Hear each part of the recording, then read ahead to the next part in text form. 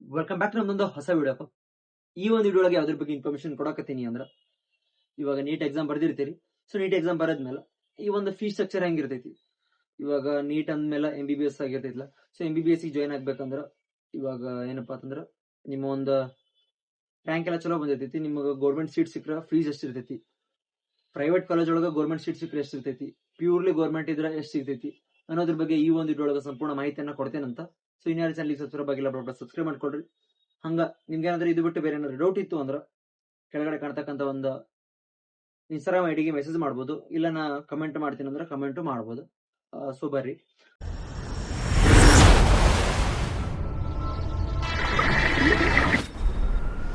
ಏನಪ್ಪಾ ಅಂತಂದ್ರ over all ನಮ್ಮ ಒಂದು ಕರ್ನಾಟಕದೊಳಗ ಗೌರ್ಮೆಂಟ್ ಸೀಟ್ ಇರುದ ಟೋಟಲ್ MBBS ಸೀಟ್ ಇರುದ ಒಂದು 12,000 ಸೀಟ್ ಅದಾವು.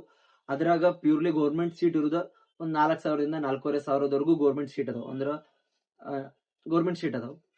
ಸೊ ಓವರ್ ಆಲ್ ಇಂಡಿಯಾದಾಗ ಬಂದ್ವಿ ಅಂದ್ರ ನಮ್ಗೆ ಇರುದು over all MBBS government seat 70ರಿಂದ 80,000 ವಿತ್ ಪ್ರೈವೇಟ್ ಸೀಟ್ ಹಿಡ್ಕೊಂಡ್ವಿ ಅಂದ್ರ 2 ಲಕ್ಷದವರೆಗೂ ಸೀಟ್ ಅದಾವ. ಈ ಒಂದು ಗೌರ್ಮೆಂಟ್ ಸೀಟಿಗೆ ಎಷ್ಟು ಪ್ಯೂರ್ಲಿ ಗೌರ್ಮೆಂಟ್ ಇರ್ತಕ್ಕಂಥ ಒಂದಿಷ್ಟು ಏನ್ ಸೀಟ್ ಅದಾವಲ್ಲ ಅವಕ್ಕ ಫೀಸ್ ನಾವ್ ಎಷ್ಟು ಕಟ್ಟಬೇಕು. ಇವಾಗ ನಮ್ ನೀಟ್ ಆಗೈತಿ, ನಮ್ಗೊಂದ್ ಕಾಲೇಜ್ ಒಳಗೆ MBBS ಸೀಟು ಸಿಕ್ಕೈತಿ. ಸೊ ನಾ ಈಗ ಜಾಯ್ನ್ ಆಗತ್ತೀನಿ, ನಂಗೆ ಅದ್ರ ಫೀಸ್ ಸ್ಟ್ರಕ್ಚರ್ ನಂಗೆ ಗೊತ್ತಿಲ್ಲ.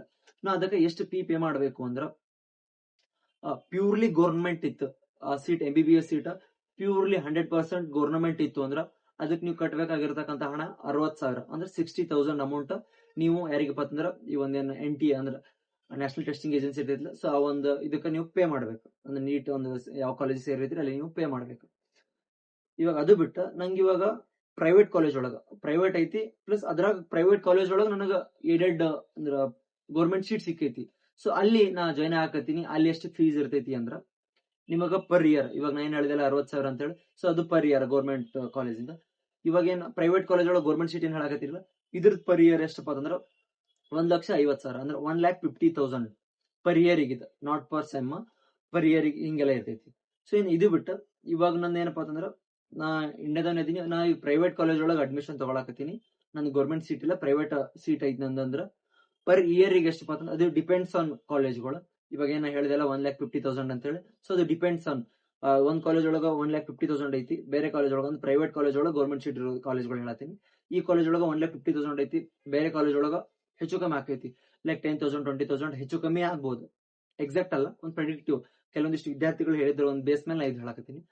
ಇನ್ನು ಅದು ಬಿಟ್ರ ನೆಕ್ಸ್ಟ್ ಪ್ಯೂರ್ಲಿ ಪ್ರೈವೇಟ್, ನಾ ಒಂದು ಪ್ರೈವೇಟ್ ಒಂದು ಸೀಟ್ ತಗೊಳಕತ್ತೀನಿ ಅಂದ್ರ ಎಷ್ಟು ಪೇ ಮಾಡ್ಬೇಕು ಅವ್ರು ಅಂದ್ರೆ, ಪ್ರೈವೇಟ್ ಕಾಲೇಜ್ ಒಳಗೆ ಸೀಟ್ ತಗೊಳಕತ್ತೀನಿ ನಾ ಅಂದ್ರ ಅವರು ಪರ್ ಇಯರಿಗೆ 12 lakh ಅಂದ್ರೆ 12 ಲಕ್ಷ ಅವರು ಪೇ ಮಾಡ್ಬೇಕು.